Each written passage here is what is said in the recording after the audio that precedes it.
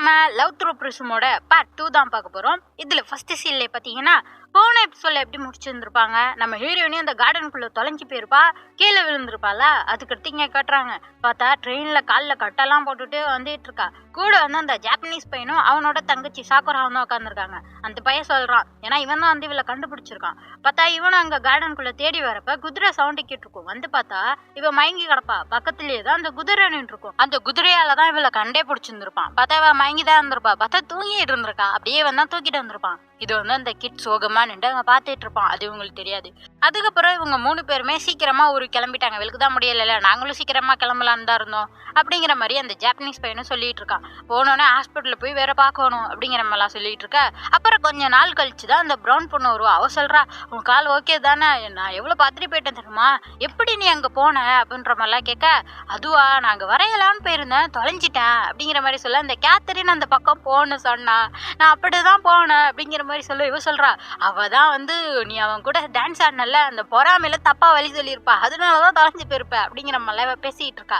அப்படியே இங்க சொல்றாவ, இது மாதிரி என்கிட்ட பணம் கொஞ்சம் பத்தல தெரியுமா, இந்த மாசத்துக்கு ரெண்ட் கொடுக்க முடியுமானே தெரியல, ஏன் அப்படின்னு கேட்கிறப்ப, இப்ப வந்து அவ வெளியூருக்கெல்லாம் போயிட்டு வந்திருக்கா, அப்புறம் ஹாஸ்பிட்டல் போயிருக்கா, அதனால இருந்த காசெல்லாம் செலவாயிடுச்சு இந்த மாசத்துக்கு உள்ளது, இப்படி நான் ரெண்ட் கொடுக்க போறேன்னே தெரியல, ஏதாச்சும் பார்ட் டைம் ஜாப் உனக்கு தெரியுமா அப்படின்னு சொல்றப்ப, அதான் நம்ம ப்ரொஃபசர் இருக்காருல்ல, அவர்கிட்ட கேளு, அவர் வந்து எதுவும் வேலை கொடுப்பாரு அப்படின்னு சொல்றப்ப, அந்த ப்ரொஃபஸரை பாக்குறப்ப அவர் வந்து புக்கு கொடுக்குறாரு, ஜாப்பனீஸ்ல இருக்கு, அதை வந்து இங்கிலீஷ்ல வந்து டிரான்ஸ்லேட் பண்ணி கொடு, இதுக்கு நான் வந்து பணம் தரேன் அப்படிங்கிற மாதிரி சொல்லியிருப்பாரு. இப்போ வந்து இந்த வேலையும் பார்த்துக்கிட்டு அதே நேரத்தில் இவ படிச்சுக்கிட்டு டிராயிங் பண்ணிட்டு நிறைய வேலை, இவளால முடியல, இவ ஓடிக்கிட்டே இருக்கா டெய்லியும். அதோட இந்த பக்கம் நம்ம ஹீரோ கட்டுறாங்க. அவன் படம் வரையப்பெல்லாம் சோகமாவே இருக்கான். ஹீரோயினி அப்ப கோவமா பேசிட்டு போனால, அதை சேவ சோகமா அவன் படம் வரைஞ்சிட்டு இருப்பான். அப்படியே இங்க காட்டுறாங்க, இப்படி ஹீரோயினி இவ்வளவு கஷ்டப்பட்டு வேலை பார்த்தோம், பணம் பத்தல, இவ வந்து அடுத்து டிராயிங் வரையறதுக்கு ஒரு பெயிண்ட் வேணும், அதை வாங்குறதுக்கு இவ்வளவு காசு பத்தல, இங்க எல்லாமே விலை அதிகமா இருக்கு அப்படின்னு சொல்லிட்டு அந்த கடையில புலம்பிட்டு இருக்கா. அப்ப பார்த்தா அந்த வழியா தான் அந்த கேத்தரின் பொண்ணு கார்ல போயிட்டு இருப்பா. இவங்களை பார்த்துட்டு வண்டி பண்ணிட்டு வந்து பேசுறா, எப்படி இருக்கீங்க அப்படிங்கிற மாதிரி இவ பாக்குறாங்க. எப்படி உங்களுக்கு தெரியும் நாங்க இங்க இருக்கோன்னு, எதுக்கு வந்தீங்க அப்படின்னு கேக்குறப்ப, சும்மா இந்த பக்கம் போனேன், உங்களை பார்த்தேன், அதான் பேச வந்தேன் அப்படின்னு சொல்லிட்டு, லண்டன் லெவலுக்கு ஏதோ வேலை இருக்கான், அதனாலதான் நான் இங்க வந்திருக்கேன், கொஞ்ச நாள் இங்க தான் தங்குவேன் அப்படிங்கிற மாதிரிலாம் சொல்லிட்டு நம்ம ஹீரோயினியை பார்த்து கேட்குறான். இது மாதிரி நான் ஒரு பார்ட்டி வைக்க போறேன், அதுக்கு வந்து என்னோட பெயிண்டிங்கை வைக்கலான்னு இருக்கேன், என்ன நீ அப்படியே ஒரு பெயிண்டிங்கா வரைஞ்சு தெரியா அப்படின்னு சொல்லிட்டு கேட்க, ப்ரௌன் பொண்ணு சொல்றா, ஏன் கிட்டு தான் சூப்பரா வரைவானே, அவன்கிட்ட போய் கேட்க வேண்டியதானே அப்படின்னு சொல்றப்ப, கிட்டுக்கு வந்து அப்படியே பார்த்ததை அப்படியே பார்த்து வரைய தெரியாது, அவன் வந்து கற்பனை கலந்து வேற மாதிரிதான் வரைவான், அவனால இது மாதிரி ஒரு ஆள் அப்படியே வரைஞ்சி தர முடியாது, அதனாலதான், ஏன்னா வந்து நம்ம ஹீரோயினி அப்படி சூப்பரா வரைவா. அதான் கேட்கிறாளா, உடனே ஹீரோயினியும் பாக்குறா ஒத்துக்கலாமா வேணாமான்னு சொல்லிட்டு. இந்த பொண்ணா ஒரு செக்கே எழுதி கொடுக்குறா. ஹீரோயினிக்கு தான் பண கஷ்டமாச்சே, இவ்வளவு பணத்தை கொடுத்துட்டு நான் வந்து உனக்கு பெயிண்டிங் வரையறதுக்கும் எல்லாமே வாங்கி தந்துடுறேன், எல்லா செலவையும் நான் பாத்துக்கிறேன் அப்படிங்கிற மாதிரி சொன்னோன்னே அவ்வளவுதான், ஹீரோயினிக்கு என் பிரச்சனையெல்லாம் ஒளிஞ்சிரும், நான் ஓகே, நான் எப்ப வேணா ரெடி அப்படிங்கிற மாதிரி ஹீரோயினி சொல்லிடுறா. ப்ரௌன் பொண்ணு சொல்றா, இதுல எதுவும் உள்குத்து இருக்குண்டி வேணாம் அப்படின்னு சொன்னா இவ கேட்கல. சரி அப்ப சரி, நம்ம 2 பேரும் இன்னுமே ஃப்ரெண்டா இருக்கலாம் அப்படின்னு சொல்லிட்டு அந்த கேத்தரின் பொண்ணு பேசிட்டு கார்ல கிளம்பிடுறா. அடுத்த சீன்லயே பார்த்தா நம்ம ஹீரோயினி அந்த கேத்தரின் வீட்டுக்கு தான் வந்திருக்கா படம் வரையறதுக்கு. அப்பத்தே கேத்தரின் சொல்றா, அங்க பாத்தியா எய்த்த வீடு, அங்கதான் கிட்டு இருக்கான் அப்படின்னு சொல்லிட்டு. ஓ அங்கதான் இருக்கானா அப்படின்னு சொல்லிட்டு பாத்துட்டு இருக்க, இந்த வீட்டையே எங்க அப்பா தான் வாங்கினாரு, கிட்டுக்காகவும் வாங்கி கொடுத்துருக்காரு, ஏன்னா தன்னோட மருமக இங்க வந்து இருக்க போறான்னு சொல்லிட்டு அந்த மொத்த இடத்தையும் வாங்கி கொடுத்துருக்காரு. அதெல்லாம் சொல்லிட்டு இருக்க, அவ பாத்துட்டு இருக்கா. சரி நான் போய் ட்ரெஸ் மாத்திட்டு வந்துடுறேன்னு சொல்லிட்டு அவ அப்படியே அழகா ஒரு ட்ரெஸ் போட்டுட்டு வரா. ரொம்ப அழகா இருக்கு அப்படின்னு சொல்றப்ப, ஆனா இது ஒன்றும் அந்த சில்வர் லில்லி அளவுக்கு அழகா இல்ல, அந்த ட்ரெஸ்ஸை யோசிச்சுதான் அதே மாதிரி பண்ணணும்னு சொல்லிட்டு இதை மேக் பண்ண சொல்லியிருக்கா, ஆனா அந்த அளவுக்கு அவங்க யாராலையுமே பண்ண முடியல அப்படிங்கிற மாதிரி இவ சோகமா சொல்லிட்டு இருக்கா. அந்த குடும்பத்துல 2 ட்ரெஸ் பாரம்பரியமா கொடுத்து வந்துட்டு இருக்காங்க. ஒன்னு கோல்டு ரோஸ், இன்னொன்னு சில்வர் லில்லி. இந்த சில்வர் லில்லியை நான் சின்ன பிள்ளையில பார்த்தப்பே எனக்கு தோணுச்சு, ஒரு நாள் நம்ம இதை போகணும்னு சொல்லிட்டு. அப்போ நீ வச்சிட்டு இருக்கப்பயே ஹீரோயினி போட்டு டான்ஸ் ஆனதுலாம் இவளுக்கு ஞாபகம் வரும். அப்படியே கோமா உட்காந்துருக்கா, ஆனால் அவனுக்கு எதுவுமே தெரியாதுல்ல அப்படின்னு சொல்லிட்டு இவளை பார்த்து முறைச்சி பேசிட்டு இருக்கா. எனக்கு தெரியாது இந்த ட்ரெஸ் இவ்வளோ முக்கியம்னு சொல்லிட்டு அப்படின்னு சொல்லிட்டு அப்படியே படம் வரைய ஒன்னொன்னா வரைஞ்சி காட்டுறா. ஆனால் இவளுக்கு எதுவுமே பிடிக்கல. இல்லை இப்படி இல்லை, இப்படி கிடையாது, இது நல்லா இல்லை அப்படின்னு சொல்லிட்டு அன்னைக்கு முழுக்க அப்படியே போயிருது. அப்படியே நேரமும் ஆயிருது. சரி நான் கிளம்பணும், நீனும் உங்க வீட்டுக்கு போன்னு சொல்லிட்டு இவளை அனுப்பிச்சு வச்சிடுறாங்க. அப்பாடா அப்படின்னு சொல்லிட்டு இவளும் பஸ்ஸர்லாம் நிற்கிறப்ப அங்கே வந்து கிட்ட வந்துடுறான். வந்துட்டு பார்க்குறான், இங்க என்ன பண்ற அப்படின்னு சொல்றப்ப நான் வந்து கேத்தரினுக்காக அவங்களுக்கு ஒரு பெயிண்டிங் வரைய வந்தேன் அப்படின்னு சொல்றப்ப அப்படியா அவையா உன்னை கூப்பிட்டா அப்படின்னு சொல்றப்ப நான் வந்து திறமசாலி இல்ல அதனாலதான் என்ன கூப்பிட்டுருக்காங்க அப்படின்னு சொல்லிட்டு இவன் சொல்ல அதோட இவன் கேட்கறான் சரி நாளைக்கு நீ ஃப்ரீயா ஒரு குடும்பமா அந்த மயில்கள்லாம் சுத்தும் அதை நான் போய் படம் வரைய போறேன் நீனும் வரியா அப்படின்னு சொல்லிட்டு கேட்க மயிலா அப்படின்னு சொல்லிட்டு இவன் அந்த தோட்டத்துல பயந்தால அந்த மயிலை பார்த்து அதை யோசிச்சுட்டு இல்ல முடியாது நான் வரல அப்படி நீ யாராச்சும் கூட்டிட்டு போகணும்னா கேத்தரின்னு கூட்டு போலாம்ல உனக்கு தான் ஃபேன்சி இருக்காங்கல்ல அப்படிங்கிற மாதிரி டக்குன்னு சொல்லிட்டு பஸ் வந்தோடனே அங்கேருந்து கிளம்பிடுறா ஹீரோ அப்படியே சோகமா நின்றுட்டு இருக்கான். அப்படியே இங்கே கட்டுறாங்க. அடுத்த சீன்லேருந்து பார்த்தா ஹீரோயின் வந்து வெக வேகமாக எல்லாத்தையும் பண்ணிட்டு இருக்கா. ஒரு பக்கம் அந்த டிரான்ஸ்லேட் பண்ணுறது, இன்னொரு பக்கம் பெயிண்டிங்கு, இன்னொரு பக்கம் அவளோட படிப்பு, இப்படியே ஓடிக்கிட்டு இருக்கு. அந்த ஜாப்பனீஸ் பையன் கூட பார்க்குறான், யார்கிட்டையுமே பேசாமல் ஓடிக்கிட்டு இருக்கா அவள் பாட்டுக்கு. அப்புறம் தான் வந்துட்டு ப்ரௌன் பொண்ணு ரொம்ப சோகமாக இருப்பா. இது மாதிரி ஹீரோயினி வந்து ஒழுங்காக கூட சாப்பிட மாட்றா அப்படிங்கிற மாதிரிலாம். சரின்னு சொல்லிட்டு இந்த ஜாப்பனீஸ் பையன் தான் ஒரு நாள் ஹீரோயினியை வீட்டுக்கு கூட்டிட்டு போவான். வா டின்னர் சாப்பிடலாம், சாக்குரா சமைச்சிருப்பா, அவனோட தங்கச்சி சமைச்சிருப்பான்னு சொல்லிட்டு. அதே மாதிரி போய் சாப்பிட்டா ஜாப்பனீஸ் ஃபுட்டு சாப்பிட்றா. இப்போதான் ஃபர்ஸ்ட் தடவை இந்த ஊருக்கு வந்து. அப்பாடா எவ்வளோ ருசியாக இருக்குது தெரியுமா, இந்த சாப்பாட்டை சாப்பிட்டு ரொம்ப நாள் ஆகுது தெரியுமா அப்படிங்கிற மாதிரிலாம் அழுதுகிட்டே சாப்பிட்றா. ஏன்னா இங்கே வந்து ஃபிஷ் கேக்கில் தின்னுக்கிட்டு இருந்தா அதெல்லாம் சொல்லிட்டு அழுதுட்டு இருக்க. அவங்க சொல்கிறாங்க நீ எப்போ வேணால் இங்கே வந்து சாப்பிடலாம், டெய்லி நீங்கள் வர சொன்னால் கூட நான் வருவேன் அப்படிங்கிற மாதிரி அவள் சொல்லிட்டு இருக்கா. அப்படியே சரி அந்த கேத்தரினுக்கு அந்த பெயிண்டிங் வரையணும்ல, அதுக்கு நேரம் ஆயிட்டுன்னு சொல்லிட்டு வேகமாக வந்துட்டு இருக்கா. அப்படி இங்கே கட்டுறாங்க. பாதி வேலையெல்லாம் முடிச்சிட்டா. அதுக்கு அந்த பெயிண்டிங்ல வந்து அழகா அந்த கேத்தரின் பொண்ணு சிரிக்கிற மாதிரி வரைஞ்சிருக்கா. இவ சொல்றா நான் சிரிக்கிற மாதிரி போஸே கொடுக்கல, ஆனா அவ சிரிக்கிற மாதிரி வரைஞ்சிருக்காருன்னு சொல்லிட்டு. என்னன்னு தெரியல, அப்ப இருக்கவங்க எல்லாரும் அப்படியே சிரிக்கிற மாதிரி போட்டோ வந்து இப்படி பெயிண்ட் பண்ண மாட்டாங்க போல. அதான் சொல்லிட்டு இருப்ப அந்த மேடு சொல்றாங்க உங்களை அசிங்கப்படுத்துறதுக்காக அவ அப்படி வரைஞ்சிருக்கா, எவ்வளவு தைரியம் அவளுக்கு அப்படிங்கிற மாதிரிலாம் சொல்லிட்டு இது தூக்கி வீசிடலாம் அப்படின்னு சொல்லிட்டு இந்த மேடு தூக்கிட்டு ஓடுறாங்க. இவ வந்து அவ மேல கோவமா இருப்பாளா, ஹீரோ கூட டான்ஸ் ஆனான்னு சொல்லிட்டு அந்த கோவத்துல இருப்பாளா, அதனால அவ்வளவு அமைதியா இருப்பா. ஆனா அவ கூட டைம் ஸ்பெண்ட் பண்ணால, அவ வந்து கேட்டு கேட்டு வரைஞ்சிருப்பா. எவ்வளோ அவ நேரத்தை செலவு பண்ணி அந்த பெயிண்டிங்கை ரசிச்சு வரைஞ்சிருப்பா. அதை போய் இப்படி வீச சொல்லிட்டோமேன்னு சொல்லிட்டு இந்த கேத்தரின் அப்படியே பயந்து ஓடி வந்துட்டு இருக்கா, நில்லுன்னு சொல்லிட்டு. அப்ப அங்கதான் ஹீரோ உட்காந்துட்டு பெயிண்ட் பண்ணிட்டு இருப்பான். அந்த கேத்தரினோட மேடு அந்த பெயிண்டிங்கை தூக்கிட்டு வந்து போறப்ப பாத்துடுறான். நீ கேத்தரினோட மேடு தானே, இது வந்து லில்லி வரைஞ்ச படம் தானே, என்ன இதை தூக்கிட்டு வந்து போட பாக்குறேன்னு சொல்றப்ப அங்க வந்து கேத்தரினும் வந்துடுறா. வந்துட்டு அப்படியே ஹீரோ பார்த்துட்டு முறைச்சிட்டே தான் நிக்கிறா. இவன் கேட்கறான் இது வந்து லில்லி வரைஞ்சது தானே, இது என்ன பண்ண பாக்குறீங்க அப்படின்னு சொல்றப்ப இவ பிடிச்சு கத்த ஆரம்பிச்சிடுறா. ஆமா என்ன மாதிரி உயர் குடும்பத்தை சேர்ந்தவளை வந்து ஒரு நார்மலான பொண்ணை வச்சு வரைய விட்டுருவானா, நான் வந்து சும்மா தான் அவளை வரைய சொன்னேன், அதோட நீ சொல்லு என்னை அசிங்கப்படுத்துறதுக்கு தானே அன்னைக்கு அவள்கிட்ட அந்த ட்ரெஸ்ஸை கொடுத்து டான்ஸ் ஆட சொன்னேன், உண்மையை சொல்லு நீ லில்லியை பத்தி என்ன யோசிக்கிற அப்படின்னு சொல்றப்ப அவன் சொல்றான் நான் அவளை காதலிக்கிறேன்னு தான் நினைக்கிறேன் அப்படின்னு சொல்றப்பயே இங்கிட்டு பொத்துன்னு ஒரு சவுண்டு கேட்கும். பார்த்தா அங்கேருந்து கிளம்பி வந்தால லில்லி இது எல்லாத்தையுமே கேட்டுட்டு அங்கேருந்து குடுகுடுன்னு ஓடுறா. அப்படியே கிட்டும் அவளை துரத்திக்கிட்டே ஓடிட்டு இருக்கான். இது வந்து கேத்தரின் சோகமா பார்த்துட்டு இருக்கா. அப்படி ஃபர்ஸ்ட் கேத்தரின் எப்படி ஹீரோ பார்த்தான்னு சொல்லிட்டு யோசிச்சு பாக்குறா. அவங்க அம்மா தான் வந்து கிட்ட காட்டியிருப்பாங்க, இவன் தான் வந்து உன்னோட ஃபியூச்சர் ஹஸ்பண்ட் அப்படின்னு சொல்லிட்டு காட்ட கிட்டோட அம்மாவும் அங்கே சந்தோஷமா பேசிட்டு இருப்பாங்க. அவங்கள பார்க்க அவளுக்கு அவ்வளோ ஆசையா இருக்கும், எவ்வளோ அழகா இருக்காங்க அப்படின்னு சொல்லிட்டு. ரெண்டு பேரும் உட்காந்து பேசிட்டு இருப்ப. இவன் வந்து உட்காந்துட்டு இந்த லில்லி பூவே வரைஞ்சிக்கிட்டு இருப்பான். இவன் வந்து பக்கத்துல பொம்மை வச்சுட்டு உட்காந்துருப்பான். ரொம்ப போர் அடிக்குது, இவன் பேசக்கூட மாட்டான் அப்படின்னு சொல்லிட்டு உட்காந்துருக்க. அப்புறம் எழுச்சி போறப்பதான் ஹீரோ வந்து சொல்றான் அந்த பொம்மைக்கு ட்ரெஸ் நீ தான் தச்சியா அப்படின்னு சொல்றப்ப ஆமா நான் தான் தச்சேன், ஆனா இப்படி துணி தைக்கிற வேலை எல்லாம் மேய்டு விட்டு எங்க அம்மா இதெல்லாம் பண்ணக்கூடாதுன்னு சொன்னாங்க, ஆனா நான் ட்ரை பண்ணேன் அப்படிங்கிற மாதிரி சொல்ல ஹீரோ சொல்றான் அது அழகா தான் இருக்கு, சிம்பிளா இருந்தாலும் நல்லா இருக்கு அப்படிங்கிற மாதிரி சொல்றானா. அழகா இருக்கா அப்படின்னு சொல்லிட்டு அவளுக்கு ஒரே சந்தோஷம். அப்படியே ஓடி வந்துட்டு இருக்கா. அப்படியே யோசிச்சுட்டு இருக்கா நான் யாரு கிட்டுக்கு ஒய்ஃபா, அப்ப கிட்டுக்கு ஒய்ஃபா இருக்க அளவுக்கு நான் தகுதியா இருக்கணும், இந்த பெரிய குடும்பத்துக்கு மருமகளா ஆகுற அளவுக்கு நான் தகுதியா இருக்கணுமா, அதான் என்னோட ரோலா அப்படின்னு சொல்லிட்டு யோசிச்சுட்டு இருக்க. ஆனா அது என்னோட விருப்பம் மாதிரி இல்லையே அப்படின்னு சொல்லிட்டு அங்க ஒரு பெரிய பெயிண்டிங் இருக்கும். அதுல சில்வர் லில்லி ட்ரெஸ் போட்டுட்டு கிட்டோட கிராண்ட்மா தான் போஸ் கொடுத்துருப்பாங்க. அதே பார்த்துட்டு இருக்கா. எனக்கு அதெல்லாம் ஆசை இல்லை, இந்த சில்வர் லில்லி அந்த ட்ரெஸ்ஸை போடுற அளவுக்கு ஒரு தகுதியான பொண்ணா மாறணும், ஒரு நாள் நான் மாறுவேன் அப்படின்னு சொல்லிட்டு கிட்டோட அப்பாவும் அம்மாவும் டான்ஸ் ஆடுறதே அப்படியே பார்த்துட்டு இருக்கா. ஒரு நாள் நானும் இது மாதிரி இருப்பேன் அப்படின்னு யோசிச்சுட்டு இருக்கப்பயே பார்த்தா அங்க வர்றது லில்லியோட மூஞ்சி தான். அவ தானே போட்டு டான்ஸ் ஆடினா, அதை வச்சுட்டு செம்ம கோவமா இருக்கா. கிளம்பு மேடிட்ட சொல்றா, உடனே நம்ம போய் தெரிஞ்சுக்கணும் அப்படின்னு சொல்லிட்டு இவ கிளம்புறா. இங்கிட்டு காட்டுறாங்க இல்லையா எப்படியோ ஓடி அவ வீட்டுக்கே வந்துடுறா. வீட்டுக்கு வந்தா உனக்கு ஒரு கெஸ்ட் இருக்காங்க அப்படின்னு சொல்லிட்டு ஓனர் சொல்றாங்க.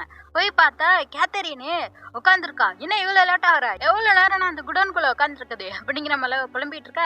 நீங்க அங்க வந்தீங்க அப்படின்னு சொல்லிக்கிட்டு இருக்கப்ப இவ கேக்குறா இது மாதிரி நீ வந்து பேசுறதுக்கு உனக்கு தகுதியே இல்லை, என்னோட எல்லாத்தையுமே நீ உடைச்சிட்ட, என்னோட எல்லா கனவையும் உடைச்சிட்ட, நான் வந்து அந்த லில்லி ட்ரெஸ்ஸை போடணும், அதுக்கு ஒரு தகுதியான ஒரு லேடியா மாறணும்னு சொல்லிட்டு எனக்கு வந்த எல்லா வாய்ப்புகளையும் நான் விட்டுட்டேன் தெரியுமா, எல்லாருக்கும் பிடிச்ச மாதிரி இருக்கணும்னு சொல்லிட்டு எல்லாத்தையும் விட்டுட்டு நான் வந்து அந்த ட்ரெஸ்ஸுக்காகவே வாழ்ந்தேன் தெரியுமா, ஆனா கடைசியா அதையும் நீ எடுத்துக்கிட்ட, சரி அதை விடு அப்படின்னு சொல்லிட்டு அழுகவே ஆரம்பிச்சிடறா. ஆனா ஹீரோயினி மன்னிப்பு கேட்கறா, தெரியாது எந்த அளவுக்கு முக்கியமான ட்ரெஸ் அந்த பையன் கொடுப்பான்னு தெரியாது அப்படிங்கிற மாதிரிலாம் இவ்வளவு சோகமா சொல்லிட்டு இருக்க.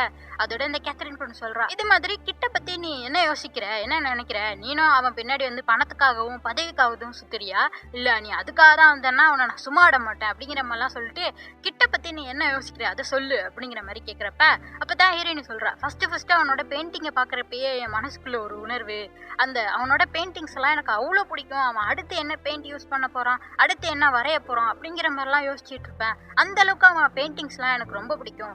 ஆனா இவன் மனுஷனை பாக்குறப்ப இல்லாட்டி ரூடா நடந்துப்பான், எப்போதும் மெஸ்ஸியாவே இருப்பான், இப்படியே சுத்திட்டு இருப்பான். ஆனாலும் எனக்கு அவனை தனியா விடுறதுக்கு ஒரு மாதிரியா இருக்கும், தனியா விட்டா ஏதோ பிரச்சனை பண்ணிடுவான் தான், வேற எதுவும் இல்ல, அவனை எனக்கு பிடிக்கும்லாம் இல்ல அப்படிங்கிற மாதிரி ஏதோ புலம்பிட்டு இருக்கா. இவ சொல்லிடுறா, தெரிஞ்சிருச்சு உனக்கு கிட்ட ரொம்ப பிடிச்சிருக்கு, நீ அவனை காதலிக்கிற அப்படிங்கிற மாதிரி சொல்லிட்டு எனக்கு பதில் கிடைச்சிட்டு அப்படின்னு சொல்லிட்டு கிளம்புறப்ப சொல்லிட்டு போறா, அந்த பெயிண்டிங் இன்னும் நீ முழுசா முடிக்கல, அதை நீயே முடிச்சுக்கிடு, இது மாதிரி ஊர்ல இருக்குல்ல அவங்க வீடு, நான் அங்க இருப்பேன், உன்னை வந்து கூப்பிட்டு விடுவேன், அப்ப நீ வந்து வரைஞ்சிட்டு போற என்ன அப்படின்னு சொல்லிட்டு அவங்க இருந்து கிளம்பிடுறா. அப்படியே இங்க கட்டுறாங்க, கிளாஸ் போயிட்டு இருக்கு, கிட்டும் வரான், ஆனா எதுவுமே பேசல, அவன் மட்டும் போய் உட்காந்துப்பான். ஹீரோயினி பாக்குறா, ஐயோ எதுவும் சொல்லிடுவானோ அப்படின்னு சொல்லிட்டு யோசிச்சுட்டு இருக்கா. அதோட இங்க காட்டுறாங்க, அந்த ஜாப்பனீஸ் பையன் இருக்கானா, அவன் வந்து அவங்க கிளாஸ்லயே அந்த செலவடிப்பாங்கல்ல அதுலயே அவன் ஃபர்ஸ்ட் ரேங்க் வந்துட்டானா, அதனால கேலரியில அவனோட ஆர்ட்டை வச்சிருக்காங்களாம், அந்த அளவுக்கு சூப்பரா இருந்துச்சுன்னு சொல்லிட்டு அதுக்காக பார்ட்டி கொண்டாடலான்னு சொல்லிட்டு எல்லாரும் ஒரு பாருக்கு வந்திருக்காங்க. எல்லாரும் இந்த ஜாப்பனீஸ் பையனை தான் பெருமையா பேசிட்டு இருக்காங்க, பரவாயில்லடா சூப்பரா செஞ்சிருந்தேன்னு சொல்லிட்டு. எப்படி பண்ணிருப்பானா, அந்த முடி இருக்குல்ல சிலையில அது கூட அப்படியே துல்லியமா பண்ணிருப்பான், அதனாலதான் அவன் ஃபர்ஸ்ட் இடம் வந்திருக்கான். அதெல்லாம் பேசிட்டு இருக்கப்ப இந்த பீட்டர் பையன் இருக்கான, இந்தியா பையன், இவனுக்கு வந்து ஒரு மாதிரியா இருக்கும், நீ இப்பதான் வந்த அதுக்குள்ள உனக்கு வந்து ஃபர்ஸ்ட் ரேங்க் கொடுத்துட்டாங்க, ஆனா என்னால வர முடியல அப்படிங்கிற மாதிரிலாம் சோகமா சொல்லிட்டு இருக்க. நான் என்னதான் ட்ரை பண்ணாலும் என்னால வந்து அந்த ஃபர்ஸ்ட் ரேங்க் வரவே முடியல, கிட்டதான் எப்போதுமே ஃபர்ஸ்ட் வரான் அப்படிங்கிற மாதிரிலாம் சொல்ல அந்த ஜோஃப்ரி சொல்றான், எப்படா கிட்ட தோக்கடிக்க முடியும் அப்படின்னு சொல்லிட்டு. அதோட இவன் சொல்றான் பீட்ரு, ஆமா கிட்டு வந்து இந்த படம் வரையிறதுலயும் திறமசாலியா இருக்கான், பிறந்ததும் பெரிய பணக்கார இடம், அவனுக்கு எந்த பிரச்சனையுமே இல்லை, எப்படி எல்லாமே கடவுள் இவனுக்கு மட்டும் கொடுத்துருக்காரு, என்னால அந்த அளவுக்கு வர முடியல அப்படிங்கிற மாதிரிலாம் ஒரு மாதிரி பொறாமையா ஒரு கவலையோட அவன் பாட்டுக்கு புலம்பிட்டு இருக்கான். கிட்டுக்கு ஒரு மாதிரியா இருக்கு, என்ன நீ இப்பெல்லாம் சொல்ற, இப்படி நீ புலம்புற நேரத்துக்கு நீ வந்து இன்னும் ட்ரை பண்ணலாம்ல, இன்னும் ப்ராக்டிஸ் பண்ணலாம்ல, அப்படி நீ பண்ணிட்டே இருந்தா உன் திறமை எதுல இருக்கோ அதுல வெளிப்படும்ல, நீ வந்து மத்தவங்க பாராட்டணும்னு நினைச்சுக்கிட்டே இருந்து அப்படிதான் நீ வரைய வந்திருக்க, அடுத்தவங்க பாராட்டுக்காக தான் வரைய வந்திருக்கனா நீ பேசாம இங்க இருந்து கிளம்பிடலாம் அப்படிங்கிற மாதிரி சொல்றதுக்குள்ள நம்ம லில்லி வந்துருச்சு, உருவா ஒரு ஆறா ஹீரோக்கு, நீ எப்படி இப்படிலாம் பேசலாம், அடுத்தவங்க கஷ்டத்தை நீ புரிஞ்சிக்கவே மாட்ட, செல்ஃபிஷா இருக்க, எப்போதும் உன்னை பத்தியே பேசுற அப்படிங்கிற மாதிரிலாம் சொல்லிட்டு நீ எங்க கூட இருக்கவே கூடாது அப்படிங்கிற மாதிரிலாம் கோவத்துல பேசுறா. அவ்வளவுதான் கிட்ட அங்கிருந்து கிளம்பி போயிடுறான். அப்ப அப்படியே சோகமா அங்கிருந்து கிட் போறப்ப சொல்லிட்டு போறான், இது மாதிரி நான் ஒரு காலமும் என்னோட ஆர்ட் சிறந்ததுன்னு நினைச்சதே கிடையாது, என்னோட ஆர்ட் மேல எனக்கே சந்தேகம், அதனாலதான் இன்ன வரைக்கும் நான் திருப்பி திருப்பி வரைஞ்சு பார்த்துக்கிட்டே இருக்கேன் அப்படிங்கிற மாதிரி சொல்லிட்டு போயிடுறான். அதுக்கப்புறத்துல இருந்து அவங்க கிட்ட பார்க்கவே இல்லையா. அதுக்கு அடுத்த அகாடமில தான் கிட்டே இல்லையா. ஹீரோயினுக்கு ஒரே சோகமாயிருது, நம்ம சொன்னதுனால அவன் கோச்சிக்கிட்டாங்க போல அப்படின்னு சொல்லிட்டு சோகமா இருக்கா. பிரவுனு கூட சமாதானப்படுத்துறா, விடு விடு அப்படின்னு சொல்லிட்டு. ஆனாலே அவளை கவலையாவே இருக்கிறாளா.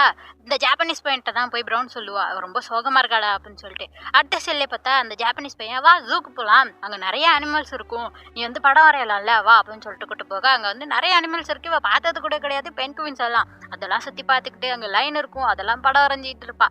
அப்படியே ஜாலியா சிரிச்சிட்டு வருவாளா. பா இப்பதான் நீ பார்க்க நல்லா இருக்க, பிரவுன் ஒன்னு நினைச்சு ரொம்ப கவலையாயிட்ட தெரியுமா அப்படிங்கிற மாதிரிலாம் சொல்ல. இப்பதான் ஹீரோயினி சொல்லிட்டு இருக்கா, அன்னைக்கு வந்து கிட் சொன்னான்னா அடுத்தவங்க பாராட்டுக்காக தான் நீ படம் வரைய வந்தியா அப்படின்னு சொல்லிட்டு. அதை சொல்றப்ப இவள்கிட்ட சொல்ற மாதிரி இருந்துச்சா, ஏன்னா இவ வந்து ஃபர்ஸ்ட் ரேங்க் போகணும் தானே அப்படிலாம் பண்ணிட்டு இருக்கா, எல்லாமே ட்ரை பண்ணிட்டு இருக்கா, அது வந்து இவளுக்கே அவன் வந்து சொன்ன மாதிரி இருந்துச்சு, அதனாலதான் நான் கொஞ்சம் கோவப்பட்டுட்டேன் அப்படிங்கிற மாதிரி சொல்றப்பயே இந்த ஜாப்பனீஸ் பையன் சொல்றான், கிட்டா இருக்கிறது நல்ல விஷயம் தானே, அவனுக்கு திறமை இருக்கு, கடவுள் கொடுத்துருக்காரு, பவர்ஃபுல்லான குடும்பத்தை சேர்ந்தவன், அவன் யாரையுமே மதிக்க மாட்டான், அப்படி இருக்கிறதும் நல்லாதான் இருக்கு. பீட்டர் அவனை பத்தி பொறாமப்பட்டது கூட எனக்கு புரியுது, அவன் என்ன ஃபீல் பண்ணான்னு சொல்லிட்டு. எனக்கு கூட சிலத்துக்கு கிட்ட பார்த்தா பொறாமையா தான் இருக்கும்.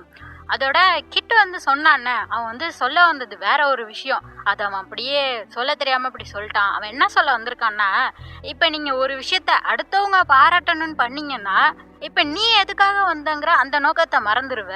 நீ வந்து பெயிண்ட் பண்ண வந்தது ஒரு நோக்கமா இருக்கும். அது நீ உனக்காக பண்ணாம அடுத்தவங்களுக்காக பண்ண ஆரம்பிச்சேன்னா ஒரு நாள் உன்னையே நீ இழந்துருவ.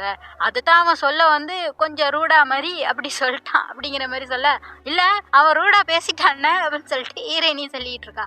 அப்படியே பேசிட்டு இருப்ப இவன் சொல்றான், வா வா இன்னைக்கு வந்து சாக்குற ஹாட் பாட் செய்யறேன்னு சொல்லியிருந்தா சாப்பிடலாம் அப்படின்னு சொல்றப்ப இவளுக்கு ஒரே சந்தோஷம். அப்பாடா ஜாப்பனீஸ் ஃபுட் சாப்பிட போறோம் அப்படின்னு சொல்லிட்டு சந்தோஷமா இருந்தா வாசல்லையே கேத்தரினோட மெய்டு நிக்கிறாங்க. வா வா உன்னை வந்து கூப்பிட்டாங்க பெயிண்டிங்கை முடிக்கணும்ல அப்படின்னு சொல்றப்ப, இல்லைங்க சோறு தராங்க அப்படின்னு சொன்னா, இல்ல நீ ஏறுன்னு பிடிச்சி இழுத்துட்டு போயிடுறாங்க. இவளுக்கு சாகமா தான் இருக்கு.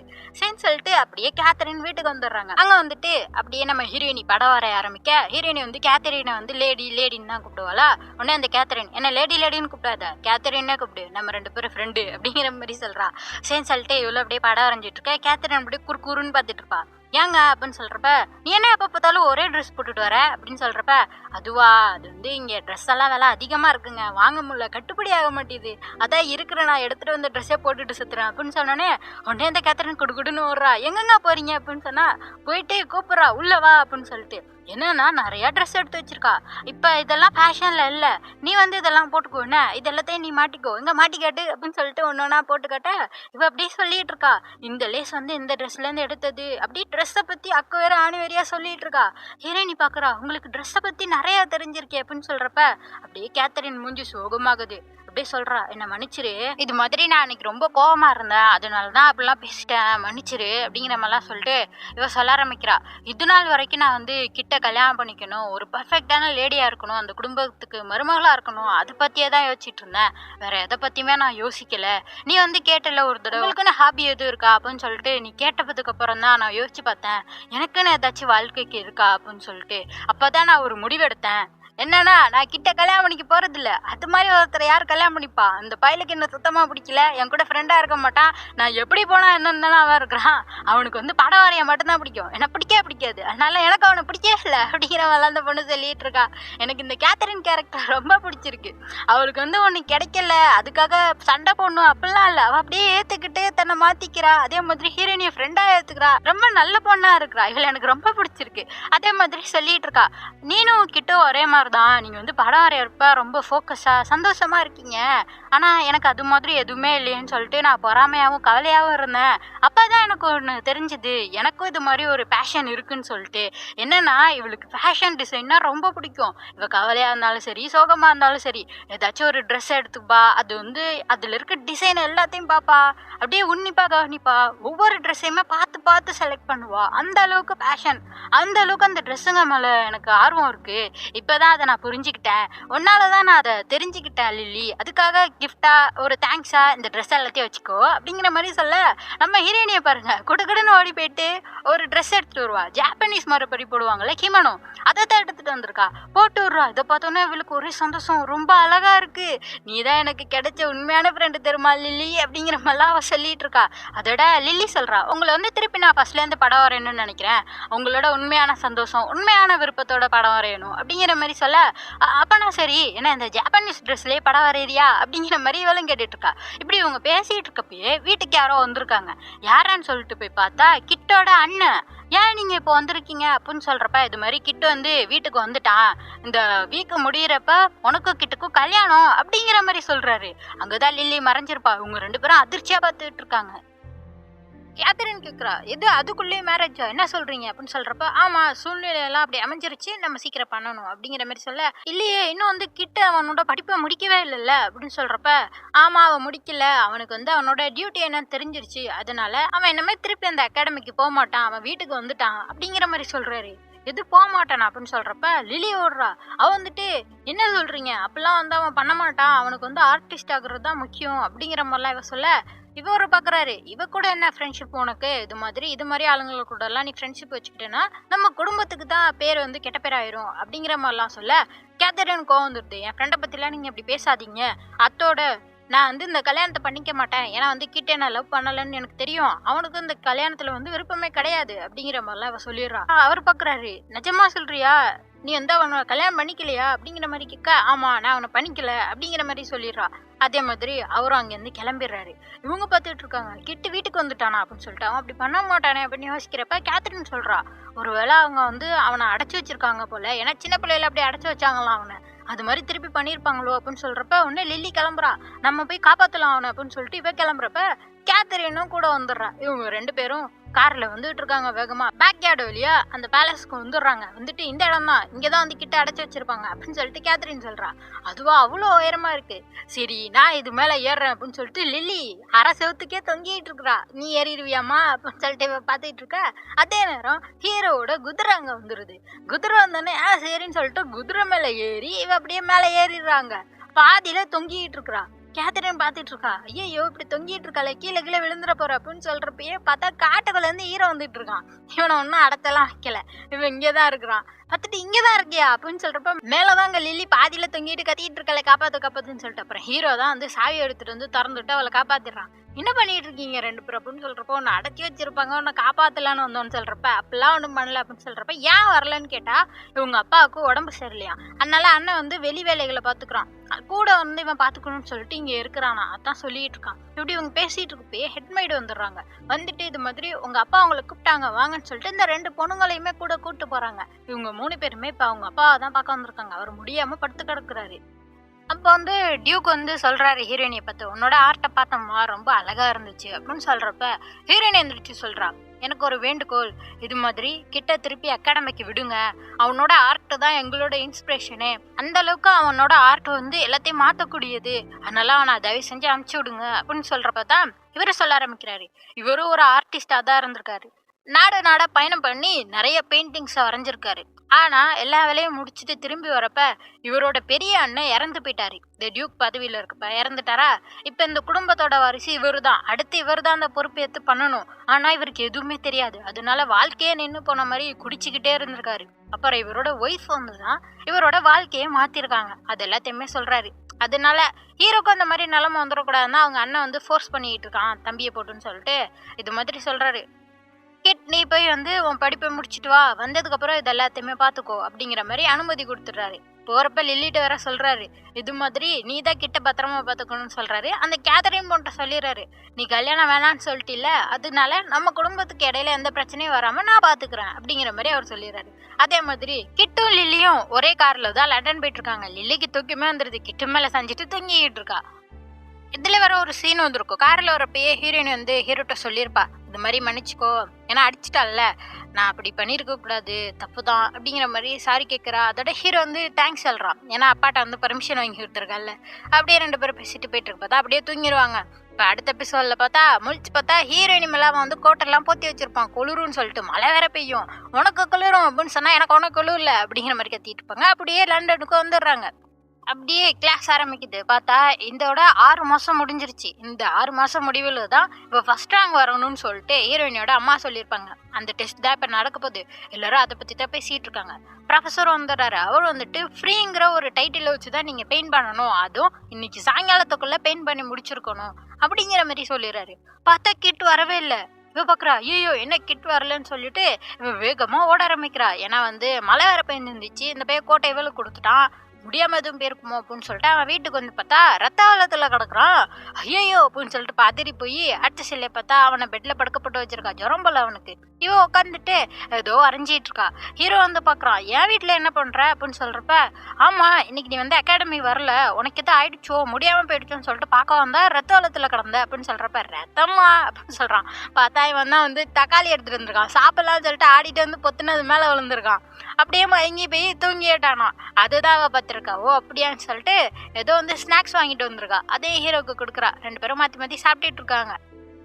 அப்போ அப்படியே ஹீரோ வந்து இவள்கிட்ட மன்னிப்பு கேட்குறான். நான் வந்து அந்த பார்ட்டியில் உனக்கு அந்த ட்ரெஸ்ஸை கொடுத்ததுனால தானே உனக்கு அங்கே அவ்வளோ பிரச்சனை, கேத்தரினும் உன்னை வந்து ரூடாக நடத்தினா அப்படிங்கிற மாதிரிலாம் சொல்ல, ஹீரோயினு சொல்கிறா, அதெல்லாம் இல்லை, அன்னைக்கு நான் அந்த ட்ரெஸ்ஸை போட்டுட்டு டான்ஸ் ஆடுறப்ப எனக்கு எவ்வளோ சந்தோஷமாக இருந்துச்சு தெரியுமா, ஒரு கனவு மாதிரி இருந்துச்சு, இதில் உன் தப்பு எதுவுமே இல்லை, நான் தானே அதை ஏற்றுக்கிட்டேன், அது ஏன் தப்பு தான், உன் மேலே வந்து நான் கோவப்பட்டுட்டேன், அதோட அந்த கேத்தரின் பொண்ணு நான் வந்து ரொம்ப ரூடான பொண்ணு, கெட்டவன்னு நினைச்சேன், ஆனா அவ ரொம்ப ரொம்ப நல்லவ தெரியுமா, இப்போ நாங்க 2 பேரும் பெஸ்ட் ஃப்ரெண்ட் ஆயிட்டோம் தெரியுமா அப்படிங்கிற மாதிரி அவ சொல்லிட்டு இருக்க. ஹீரோ பார்த்துட்டு இருக்கான். நீ ரொம்ப சூப்பர். எந்த பிரச்சனையா இருந்தாலும் நீ பாட்டுக்கு முன்னேறி போயிட்டே இருக்க. ஆனா நான் அப்படி இல்ல தெரியுமா? அப்படின்னு சொல்லிட்டு என்ன சொல்றான்னா, அந்த ப்ரொஃபசர் இருக்காருல்ல, ப்ரொஃபசரும் இவனோட அப்பாவும் வந்து காலேஜ்லேருந்து ஒண்ணா படிச்சவங்க, பெஸ்ட் ஃப்ரெண்ட்ஸாம். அதனால அவங்க அப்பாவ பத்தி இந்த ப்ரொஃபசருக்கு நல்லாவே தெரியும். உங்க அப்பா வரையிற ஆர்ட் எல்லாம் எப்படி இருக்கும் தெரியுமா? அத பார்க்கறப்போ ஒரு ஒரு அட்வென்ச்சரோட எண்ணம் எப்படி இருக்கும்? ஒரு நம்பிக்கை, அந்த இதுலேருந்து அந்த பெயிண்டிங்க பார்க்கறப்போ ஒரு பாசிட்டிவ், அது மாதிரி அந்த அளவுக்கு இருக்கும். ஆனா உன்னூட்ட பார்க்கறப்போ டார்க்னஸ், ஏதோ ஒண்ணு கண்ணுக்கு தெரியாத ஒண்ணுகிட்ட இருந்து ஓடிட்டு இருக்க மாதிரியும், ஒளிஞ்சுக்கணும்னு பார்க்குற மாதிரி இருக்கு. உன்னோட ஆர்ட்ல வர இம்ப்ரெஷன் அப்படிதான் இருக்கு. அப்படிங்கிற மாதிரி சொல்லியிருப்பாரு. அதெல்லாம் சொல்லிட்டு இருக்கான். இவ பார்த்துட்டு இருக்கா. அப்படி சொன்னாங்களா? அப்படின்னு சொல்லிட்டு கேட்டுட்டு இருக்க. ஆமா, அவர் உண்மையை தான் சொல்லியிருக்காரு. அதோட உன்னோட ஆர்ட்டை பார்க்குறப்ப எனக்கு அந்த நம்பிக்கை கிடைக்குது. அதான் அவங்க அப்பாவோட ஆர்ட் எப்படி இருக்கும், ஒரு அட்வென்ச்சரோட ஆர்ட் எப்படி இருக்குமோ அது மாதிரி உன்னோட ஆர்ட் இருக்கு. ஒரு நம்பிக்கையை கொடுக்குது லில்லி. நீ வந்து இப்ப ஃபேமஸா இல்லாம இருக்கலாம், ஆனா உன்னோட ஆர்ட் எனக்கு ரொம்ப பிடிக்கும் லில்லி. அப்படிங்கிற மாதிரி அவன் சொல்லிட்டு இருக்கான். ஹீரோயினிக்கா ஒரே சந்தோஷம். அப்படியா? அப்படின்னு சொல்லிட்டு இவளும் சொல்றா. ஆமா, உன்னை நான் ஃபர்ஸ்ட் பாக்குறப்போ, உன்னோட ஆர்ட் பாக்குறப்ப எனக்கு அவ்வளோ பிடிச்சிருந்துச்சு. நீ வரைகிறத பாக்குறப்பெல்லாம் எனக்கு ஆசையா இருக்கும், உன்ன மாதிரியே வரையணும், ஃப்ரீயா வரையணும் அப்படின்னு சொல்லிட்டு. ஆனா வந்து அந்த அளவுக்கு என்னால முடியல. உன்னோட ஆர்ட் எனக்கு அவ்வளோ பிடிக்கும் அப்படிங்கிற மாதிரி இவளும் சொல்லிட்டு இருக்கா. இப்படியே மாத்தி மாத்தி பேசிட்டு இருக்காங்களா. ஹீரோயினி சொல்றா, எல்லாத்துக்குமே ரொம்ப நன்றி கிட் சர்ச் அப்படின்னு சொல்லிட்டு என்ன சொல்றா, இது மாதிரி இங்க நான் வந்ததுக்கான அந்த 6 மாசம் இருந்தால அதுல நான் என்ன கத்துக்க வேண்டியதோ அது எல்லாத்தையுமே நான் கத்துக்கிட்டேன். எல்லாத்தையும் நான் உன்கிட்ட இருந்து தான் கத்துக்கிட்டேன். இப்ப நான் போக வேண்டிய நேரம் வந்துருச்சு. நான் ஜப்பானுக்கு போறேன் அப்படிங்கிற மாதிரி சொல்றா. அப்படியே அவன் பார்த்துட்டு இருக்கான். என்னன்னா இன்னைக்கு சாயங்காலத்தோட டெஸ்ட் முடிஞ்சிரும். அதே மாதிரி ஆயிடுச்சு. இவ தான் வந்து எதுவுமே சப்மிட் பண்ணலையே, ஓடி வந்துட்டாலே கிட்ட பார்க்கலான்னு சொல்லிட்டு அதான் சொல்லிட்டு இருக்கா. டெஸ்ட் முடிஞ்சிருச்சு, நான் வந்து ஃபெயில் ஆயிட்டேன். நான் வந்து ஃபர்ஸ்ட் ரேங்க் இதில் வந்தால் தான் மேற்கொண்டு படிக்க முடியும்னு எங்கள் அம்மா கூட ஒரு டீல் போட்டு தான் இங்கே வந்திருந்தேன் அப்படிங்கிற மாதிரிலாம் எல்லாத்தையும் சொல்லிட்டு இவ வீட்டுக்கு போகிறா. இவனுக்கும் ஒரே சோகம், இவளுக்கும் ஒரே சோகம், கிளம்ப போகிறமேன்னு சொல்லிட்டு அப்படி இங்கே கட்டுறாங்க. வீட்டுக்கு வந்துட்டா, நைட் ஆயிடுச்சு. அந்த ப்ரௌன் பொண்ணுகிட்டையும் இதெல்லாம் வந்து சொல்கிறா. இது மாதிரி நான் வந்து திருப்பி ஜப்பானுக்கே போகிறேன்னு சொல்லிட்டு அவளுக்கு ஒரே சோகம். ஐயோ அப்படின்னு சொல்லிட்டு அவளும் கவலையாக இருக்கா. இங்கே அப்படியே கிட்ட பார்க்குறாங்க. அவன் வந்து இந்த லில்லி வந்து அவளோட டிராயிங் நோட்டை அங்கே விட்டுட்டு போயிட்டா. அதை எடுத்து அவன் பார்த்துட்டு இருக்கான். அப்படியே அதிர்ச்சியா பார்த்துட்டு இருக்கான். அப்படியே காலையில விடிஞ்சிருது. விடிய காலையிலேயே பார்த்தா ஹீரோ வந்து அந்த ப்ரொஃபஸரை தான் பார்க்க வந்திருக்கான். அப்படியே இங்கே ப்ரௌன் பொண்ணும் ஹீரோயினியும் நின்று பேசிக்கிட்டு இருப்பாங்க. இவ வந்து ஐடியா கொடுத்துட்டு இருக்கா. உன்னை 6 மாசம் ஜெயிலில் போட்டாங்கன்னு சொல்லி, போலீஸ் ஸ்டேஷன்ல இருந்தேன்னு சொல்லி, அதனால தான் டெஸ்ட் எழுத முடியலன்னு சொல்லுவாங்க அம்மா கிட்ட. நீ இவப்பட்டுக்கு ஐடியா கொடுத்துட்டு இருக்கா. அப்போ பார்த்தா ஜோஃப்ரி அங்கே வந்துடும். வாங்க எல்லாரும் போய் ட்ரிங்க்ஸ் பண்ணலாமா அப்படின்னு சொல்லிட்டு கேட்டுட்டு இருக்கான். எல்லாருமே இங்கே பாருக்கு வந்திருக்காங்க. பார்த்தா பீட்டரும் வந்திருக்கான். அதான் முன்னாடி சண்டை போட்டாங்கல்ல, பீட்டரும் வந்துட்டு எல்லாட்டையும் மன்னிப்பு கேட்குறான். கிட்டுக்கிட்டையும் மன்னிப்பு கேட்குறான். கிட்டையும் வந்துட்டு மன்னிப்பு வைக்கிறான். இப்படி ஃப்ரெண்ட்ஸ் எல்லாம் ஒன்றாகி ஜாலியாக பாட்டு பாடி டான்ஸ் ஆடிக்கிட்டு இருக்காங்க. அப்படியே ட்ரிங்க்ஸ் பண்ணிட்டு எல்லாரும் கிளம்புறாங்களா. அப்போ வந்து இந்த ப்ரௌன் பொண்ணு ஹீரோயின்ட்டு கேட்குறா, அது மாதிரி லீவு அடுத்து நீ வந்து எங்கள் ஊருக்கு வாயேன், வந்து இரான் 1 வாரம் அப்படின்னு சொல்லிட்டு கேட்க. அதே மாதிரி ஹீரோயினே அங்கே போயிட்டு ஃபேமிலியோட ஜாலியாக டைம் ஸ்பெண்ட் பண்ணுறாங்க. அப்போ தான் வந்து இந்த ப்ரௌன் பொண்ணு சொல்கிறா, படித்து முடிச்சதுக்கப்புறம் என்ன பண்ண போகிறேன்னு சொல்லிட்டு லில்லி கேட்க, ப்ரௌன் சொல்கிறா, கல்யாணம் பண்ணிட்டு செட்டில் ஆயிடுவேன்னு சொல்லிட்டு. கல்யாணமா அப்படின்னு சொல்லிட்டு கேட்க, ஆமாம்மா எனக்கு ஆல்ரெடி என்கேஜ்மெண்ட்லாம் ஆயிடுச்சு, அங்கே அகாடமிக்கு வரதுக்கு முன்னாடியே ஆயிடுச்சான். என்ன சொல்கிற அப்படின்னு சொல்கிறப்ப, ஆமாம் இந்த ஊரில் இருக்க ஒரு பையன் வந்து உங்கள் அப்பா அம்மாட்ட பேசியிருக்கான். அப்புறம் தான் என்கேஜ்மெண்ட்லாம் முடிஞ்சதுக்கு அப்புறம் தான் இவள் படிக்கவே போயிருக்கா. ஓ அப்படியா அப்படின்னு சொல்லிட்டு கேட்டுட்டு இருக்கா. உனக்கு ஜோஃப்ரியை தான் பிடிக்கும்னு நான் நினச்சேன் அப்படின்னு சொல்லிட்டு லில்லி சொல்ல, அது உண்மைதான், எனக்கு அவனை பிடிக்கும் தான். ஆனால் அவன் வந்து நோபல் குடும்பத்தை சேர்ந்தவன். எப்படி இந்த மாதிரி காமனாக இருக்க பொண்ணை ஏற்றுப்பாங்க? அதோட எப்படியும் அவங்க குடும்பம் ஒத்துக்க மாட்டாங்க, செட் ஆகாது. இங்கே இருக்க அந்த ஃபேன்சி இருக்கான்னு இவன் வந்து நல்லவன் தான், நல்ல இவனே கல்யாணம் பண்ணிட்டு நான் செட்டில் ஆக போகிறேன் அப்படிங்கிற மாதிரி சொல்லிட்டு இருக்காளா. அதோட லில்லி கிட்டவே கேட்குறா, நீ சொல்லு, நீ எப்போ கிட்ட வந்து சொல்ல போற அப்படின்னு சொல்றப்ப, என்ன சொல்லணும் உனக்கு எப்படி தெரியும் அப்படின்னு சொல்றப்ப, உன்னை பார்த்தா எனக்கு தெரியாதா, உனக்கு கிட்ட பிடிக்கும் தானே, இதான் உன் சான்ஸ், சொல்லிட வேண்டியதானே அப்படின்னு சொல்றப்ப, அதான் இவளும் சொல்றா, அவனும் ஒரு நோபல் குடும்பத்தை சேர்ந்தவன், எப்படி ஏத்துப்பாங்க, அதனாலதான் விட்டுறலாம் அப்படிங்கிற மாதிரி சொல்றா. அதோட ஜப்பானுக்கு தான் கிளம்பிடுவேன்னு, எல்லாம் முடிஞ்சிரும் அப்புறம் என்ன அப்படிங்கிற மாதிரி பேசிட்டு இருக்கா. அப்படியே லீவு முடிஞ்சிருது. இவங்க வந்து திருப்பி அகாடமிக்கு வந்துடுறாங்க. இப்பதான் ரிசல்ட் யார் ஃபர்ஸ்ட் செகண்ட்னு வச்சிருப்பாங்க. சரி சொல்லிட்டு பார்க்கலான்னு பாக்குறப்ப எல்லாருமே அதிர்ச்சியா லில்லியவே பாக்குறாங்க. என்னடா இது அப்படின்னு சொல்லிட்டு வந்து பார்த்தா ஃபர்ஸ்ட் இடம் லில்லியோட அந்த நோட் புக்கு. கிட்டு கூட எடுத்து பார்த்தனா அந்த புக்கு இதுதான் ஃபர்ஸ்ட் இடம்னு வச்சிருக்காங்கன்னு சொல்லிட்டு பீட்ரு எல்லாருமே அசந்து போய் பாக்குறாங்க. பீட்ரு சொல்றான், ஏய் நீ எவ்வளவு சூப்பரா வரைஞ்சிருக்க தரமா அப்படின்னு சொல்லிட்டு கேட்க, என்ன வரைஞ்சிருக்கான்னா நோட்டை வந்து வேகமா ஃபிளிப் பண்ணா, அதான் ஃபிளிப்புக்குன்னு நம்ம கூட சின்ன பிள்ளைல எல்லாம் வாங்குவோம் தெரியுமா, வேகமா அந்த நோட்டு பேஜ் எல்லாம் திருப்புறப்ப அந்த உருவங்கள் அப்படியே அசைஞ்சுக்கிட்டே இருக்கும். அதை வச்சுதானே அந்த காலத்துல வந்து படமே எடுத்திருப்பாங்க. அதை தான் இவ வரைஞ்சிருக்கா. அதுவும் எப்படி ஒரே நாள்ல வரைஞ்சிருக்கா. அதான் பார்த்துட்டு இருக்காங்க. சூப்பரா பண்ணியிருக்க, நீ தான் ஃபர்ஸ்ட் இடத்துக்கு தகுதியானவ அப்படின்னு சொல்லிட்டு எல்லாருமே அவளை பத்தி பாராட்டுறாங்க.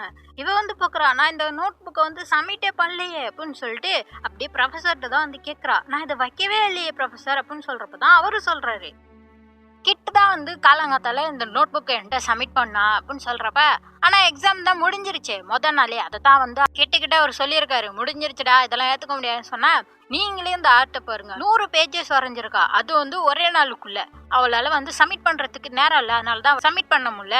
ஆனா நீங்களே சொல்லுங்க, ஒரு சின்ன ரூலால இந்த மாதிரி ஒரு அற்புதமான ஆர்டிஸ்ட வந்து நீங்க இழக்க போறீங்களா அப்படின்னு சொல்லிட்டு அவர்கிட்ட கேட்டு மனசை மாத்த அவரும் சரின்னு ஏத்துக்கிட்டாரு. பார்த்தா அந்த அளவுக்கு அந்த ஆர்ட்டும் ஒர்த்தா இருந்துச்சுல, அதான் சொல்லிட்டு இருக்காரு.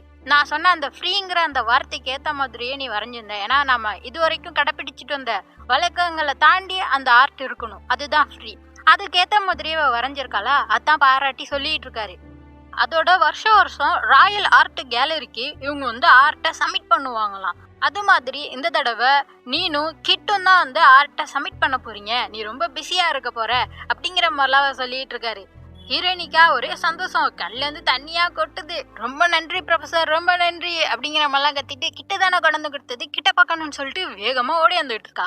அப்படியே எங்க காட்டுறாங்க, கிட்டு வந்து ட்ரெயின்ல ஒரு லெட்டரை பார்த்துக்கிட்டு போயிட்டு இருக்கான். அப்படியே இந்த எபிசோட் முடியுது. இதோட பார்ட் 2 முடிச்சுக்கலாம். பார்ட் 3ல இன்னும் 7 எபிசோடு இருக்கு, அதை சீக்கிரமா போட்டுருவேன். அதுக்கு மறக்காம சேனலை சப்ஸ்கிரைப் பண்ணிக்கோங்க. பை.